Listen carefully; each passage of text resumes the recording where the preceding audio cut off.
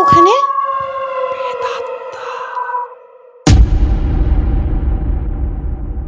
উফ, টিপ টিপ টিপ টিপ করে বৃষ্টি পড়েই যাচ্ছে, থামার একদম নাম নেই।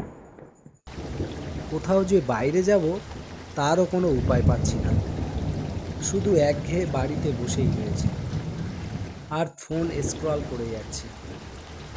এমন সময় মিন্ময় এলো। কি রে ভাই, কি করছিস? কেন দেখতে পাচ্ছিস না? অন্ধ হয়ে গেছিস নাকি? শুয়ে আছি দেখতেই তো পাচ্ছিস। আরে ভাই চড়ছিস কেন? কি হয়েছে নাকি? এত মাথা গরম করছিস? আর বলিস না, বাড়িতে থেকে থেকে একঘেয়ে হয়ে গেছে। এই তো সঠিক সময়ে ঠিক কথাটাই বললি। কেন, কি? আরে কালকে আমি মামার বাড়ি যাব, সেই বল্লভপুরে। যাবি নাকি? সে তো এখান থেকে অনেক দূর।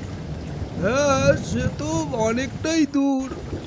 আগে আমাদের ট্রেন ধরতে হবে, তারপর স্টেশন থেকে অটো ধরে গ্রামের মোড়ে নামতে হবে। ওখান থেকে গরুর গাড়ি চেপে মামার বাড়ি যাব। বাবারে বাবা, ঠিক আছে, ঘরে বসে বোর না হয়ে তোর মামার বাড়ি থেকেই ঘুরে আসি। তাহলে কটার সময় বেরোচ্ছিস কাল? দেখ, সকালবেলা তো আমার কিছু কাজ রয়েছে, সকালে হবে না। তবে দুপুরের দিকে চল, বেরিয়ে পড়ি, সন্ধ্যায় সন্ধ্যায় পৌঁছে যাব।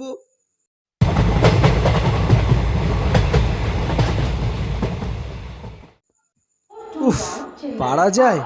10 মিনিট না 15 মিনিট না একেবারে 1.5 ঘন্টা লেট। ভাই তাড়াতাড়ি চল, না হলে এরপরে হয়তো অটো আর পাওয়া যাবে না। স্টেশন থেকে নেমে যখন অটো স্ট্যান্ডের দিকে তাকালাম, দেখলাম একটা অটো দাঁড়িয়ে নেই, শুধুমাত্র একটা গরুর গাড়ি দাঁড়িয়ে আছে।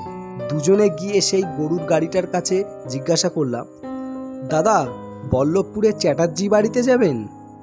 জিজ্ঞাসা করা মাত্রই বুড়োটা খ্যাঁকিয়ে কেসে বলে উঠল, হ্যাঁ বাবু, যাব, উঠে বসুন। গরুর গাড়িতে যখন উঠলাম তখন বিকাল। পৌঁছাতে বল্লভপুর প্রায় 1.5 ঘন্টা এখনো সময় লাগবে। চারিদিকে তাকিয়ে দেখলাম শুধু ক্ষেত আর ক্ষেত, পুরো সবুজে ভরা একটা মনোরম দৃশ্য, তার উপরে ঝিরঝিরে বৃষ্টি। আহ, এক্কেবারে জমে গেছে। শহরে থেকে তো এভাবে গরুর গাড়ি চাপা হয় না, তাই প্রথমবার গরুর গাড়িতে উঠে একটা আলাদা অনুভূতি মনে হলো। চারিদিকে যেন গ্রাম গ্রাম গন্ধ নাকে আসছে। মনে মনে এসব ভাবতে ভাবতে কখন যে সন্ধ্যা নেমে গেল কিছুই বুঝতে পারলাম না। হঠাৎ করে গরুর গাড়ির চালক বলে উঠল, বাবু, পাগুলো উঠিয়ে রাখুন আর চোখ দুটো বন্ধ রাখুন। যতক্ষণ না বলবো না ততক্ষণ চোখ খুলবেন না আর পা নামাবেন না নিচে। কিরে মিন্ময়, এমন কথা কেন বলল? এই গ্রামের একটা রহস্য রয়েছে, বুঝলি তো? তোকে যেমন বলছে তেমন কর, তোর তো আর টাকা লাগছে না এসবে। দেখলাম মৃন্ময় নিজের পা দুটো উপরে তুলে নিল আর চোখ দুটো বন্ধ করে রাম নাম জপ করতে লাগলো। আমি নিজের পা দুটো উপরে তুলে নিলাম, কিন্তু চোখ দুটো আমি বন্ধ করিনি।